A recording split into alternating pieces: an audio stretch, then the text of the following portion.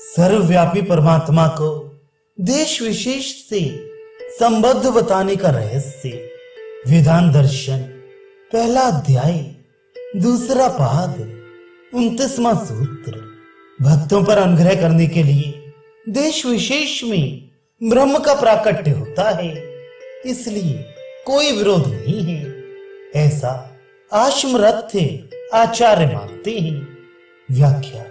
आश्मरथ्य आचार्य का कहना है कि भक्त जनों पर अनुग्रह करके उन्हें दर्शन देने के लिए भगवान समय समय पर उनकी श्रद्धा के अनुसार नाना रूपों में प्रकट होते हैं तथा अपने भक्तों को दर्शन, स्पर्श और प्रेमालाप आदि के द्वारा सुख पहुंचाने, उनका उद्धार करने और जगत में अपनी कीर्ति फैलाकर उसके कथन मनन द्वारा साधकों को परम लाभ पहुंचाने के लिए भगवान मनुष्य आदि के रूप में भी समय समय पर प्रकट होते हैं।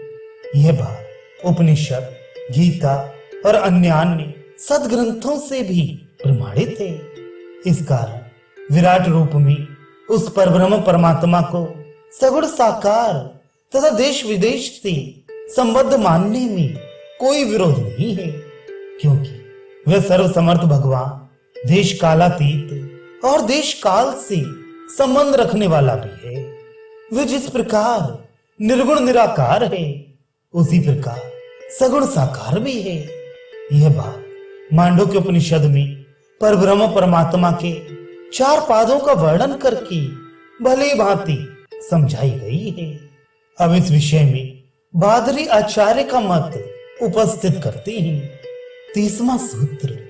विराट रूप में परमेश्वर का निरंतर स्मरण करने के लिए उसको देश विशेष से संबद्ध बताने में कोई विरोध नहीं है, ऐसा भादरी नामक आचार्य मानते हैं। व्याख्या। परब्रह्म परमेश्वर यद्यपि देश कालातीत है, तो भी उनका निरंतर भजन, ध्यान, स्मरण करने के लिए उन्हें देश विशेष में स्थित मानने, कहने और समझने में कोई विरोध नहीं है, क्योंकि भगवान सर्वसमर्थ है। उनके भक्त उनका जिस जिस रूप में चिंतन करते हैं, उन पर कृपा करने के लिए वे उसी उसी रूप में उनको मिलते हैं। इसी विषय में आचार्य जैमिनी का मत बताते हैं। 31वां सूत्र। परब्रह्म परमेश्वर अनंत ऐश्वर्य से संपन्न है, इसलिए उसे देश विशेष से संबंध रखने वाला मानने में कोई विरोध नहीं है, ऐसा जैमिनी आचार्य मानते हैं, क्योंकि ऐसा ही भाव दूसरी श्रुति भी प्रकट करती है। व्याख्या। आचार्य जैमिनी का यह कथन है कि परब्रह्म परमेश्वर अनंत ऐश्वर्य से संपन्न है, अतः उस निर्विकार, निराकार, देश कालातीत परमात्मा को सगुण, साकार और किसी देश विशेष से संबंध रखने वाला मानने में कोई विरोध नहीं है, क्योंकि दूसरी श्रुति भी ऐसा ही भाव प्रकट करती है। अब सूत्रकार अपने मत का वर्णन करते हुए इस पाद का उपसंहार करते हैं। 32वां सूत्र। इस वेदांत शास्त्र में इस परमेश्वर को ऐसा ही प्रतिपादन करते हैं। व्याख्या।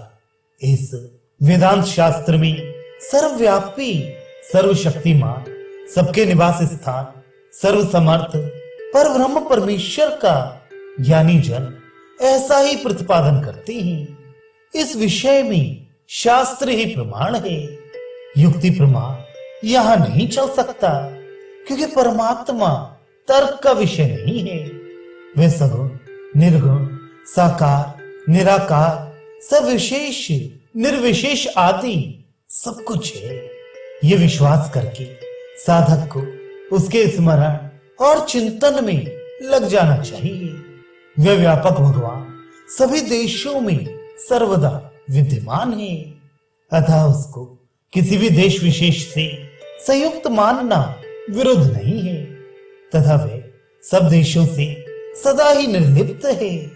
इस कारण उसको देश कालातीत मानना भी उचित ही है। अतः सभी आचार्यों की मान्यता ठीक है।